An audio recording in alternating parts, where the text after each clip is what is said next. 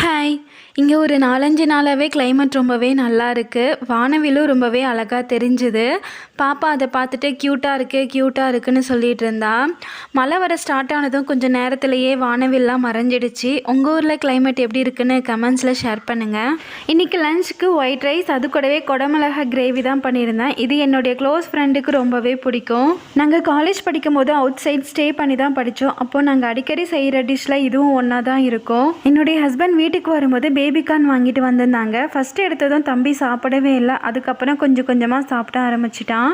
இந்த ரெசிபி செய்கிறதுக்கு வானலில் கொஞ்சமாக எண்ணெய் விட்டுட்டு கடுகு சேர்த்துட்டு, கடுகு நல்லா பொரிஞ்சதும் கருவேப்பிலை, 4 பல் பூண்டு, கட் பண்ணி வச்சுருந்த வெங்காயம், தக்காளி, கொஞ்சமாக உப்பு சேர்த்துட்டு நல்லா வதக்கி விட்டுட்டு, மசாலாஸ்க்கு கொஞ்சமாக மஞ்சள் தூள், குழம்பு மிளகாய் தூள் சேர்த்துட்டு, அதுக்கப்புறமா கட் பண்ணி வச்சுருந்த குடமிளகாயும் சேர்த்துட்டு கொஞ்சமாக தேவையான அளவு தண்ணி ஊற்றி கொதிக்க விட்டால் சூப்பராக ரெடி ஆகிடும்.